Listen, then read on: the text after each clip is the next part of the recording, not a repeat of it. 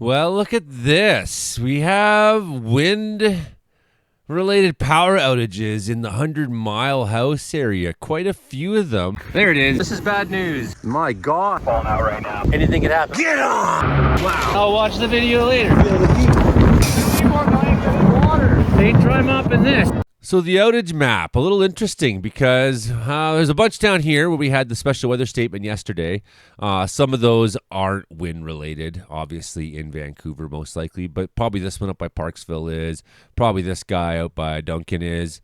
Okay, then out towards Chase. Yeah, that's right in Chase. We got a power outage here. Is that wind-related, though? Under investigation, it says. So it seems like the 100-mile house got hit pretty good.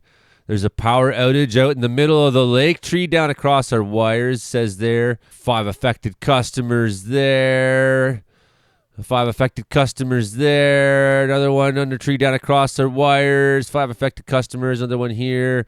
Wire down, affected customers. So these are all wind damage, yeah, under investigation. 5 affected customers. Out north of Horse Lake. Tree down across the wire, 18 affected customers there.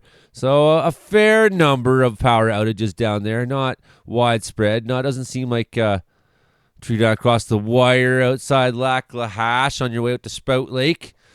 So, there's some power outages there. Pretty good.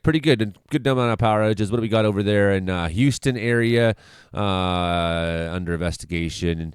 New Ianche. Bird contacting our wire. What? So in New Ianche, a bird is possibly fried itself on the wire. But the piece, that's the point, is the piece. That's where I was expecting the power outages. So I'm doing my best for you here, people, but sometimes it's hit or miss. Like, I really thought we'd be seeing more power outages in this area, and to that far south, I didn't really expect that at all. No. What about Kelowna? Equipment failure. We got this one guy out by Fernie here. What's he saying this morning? What's he saying? Tree down across the wires there too. So some winds down there. It is windy down there right now. In fact, let's have a quick look. Wind reports at this hour. Prince George gusting 48 10 minutes ago at the airport. Still pretty strong up there, 31. We had strong winds this morning. They just kind of calmed down, 63 in Chetwynd. It might be a little early yet. We might still see these winds continue and pick up there, I would think. 67 at Grand Prairie Airport, 56 at Peace River Airport, all the way down at Springbank Airport in Calgary, 52s, 65 at Lethbridge, 70 at Cutbank down the Montana side, 56s in Medicine Hat, so some strong winds in Alberta side, yeah, 48 out in Lloydminster, and a calm 7 in Fort McMurray. Calm 7 for them. Nonetheless, things have mostly begun to calm down in the southern part of the Caribou here. 7 kilometers in Kamloops, 11 kilometers, 100 mile, 14 in Williams Lake. So, yeah, it's really underway there. And I think for the next bunch of hours, we'll probably see those winds pick up. So maybe there's no power outages yet in the piece, but there's still all afternoon. It's going to go on till the evening, I think. Yeah, it is. It's going to go on right past. There you go. 8 o'clock still. Pretty windy up there. So expect that. Into the night even, you could see some pretty strong winds up there. Losing power, it's still a possibility for you. Very calm night in the Shuswap, says Jackie. Crazy windy in Lac La Hache, though. Power flickered off and on, says Lana Burt. Very windy in Forest Grove. Near 100 Mile House, was getting scared. We were surrounded by a big tree, says Bridget. And yeah, it looks like there's enough power outages in the area. I mean, what you're saying is really corroborated by what we just looked at. Says Jan, it was very windy in Miocene. Yeah, had some rain in the early evening. The wind picked up. Black clouds pushed east and clear skies were in behind. We're just over 3,000 feet there. Had a little hail with the rain. Jan has a very similar experience to what I had. Crazy windstorm, says Les Riley. Blew stuff all over in front of their house, and on the balcony. An old microwave, heavy garbage bin, bike door, heavy planter got blown away. Yes, power went out at 2:30 a.m. in West Kelowna. Had an impressive winds in Salmon Arm last night. Calm, says Alexa. Big winds in Kamloops last night. Haven't checked the roof yet. Strong winds picked up for a bit in Little Fort.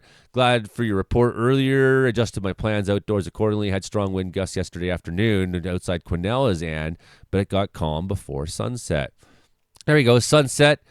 Ripples in the lake, Sicamous, BC last night. Look at that. It's gorgeous. What a nice sunset Joy D captured there.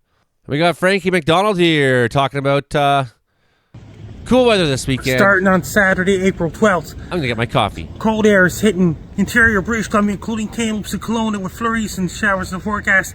Then it's going to warm up in southern interior British Columbia. On Monday, April 14th, it's going to bring cold air, warm air fighting each other, including Revelstoke, Golden, British Columbia, Revelstoke, including Vernon, British Columbia, Penticton, and all those places. Cold air, warm air fighting each other. It's going to be cold in the weekend. It's going to warm up on Monday in interior British Columbia, including southern interior British Columbia. It's going to be remaining cold weather in Wells, British Columbia, with snow in the forecast in Wells, British Columbia. Prince George, British Columbia, is going to bring cold weather, including Dawson Creek, Fort St. John, Fort Nelson, including all the way in Terrace, British Columbia, and Prince Rupert, British Columbia, including Lytton, British Columbia. It's going to warm up in Lytton, British Columbia as well, including places like in Salmon Arm, British Columbia, warm air, cold air. And that's my forecast for interior British Columbia, Franktown. Hey, Mike's showing us some of the action that might have knocked some of the power out. Look at that hail shaft in behind their 100 Mile House yesterday. That's unbelievable. Great photo, Mike. Thanks very much for that. And that is looking to the south. That's what that is. That's looking south, I believe.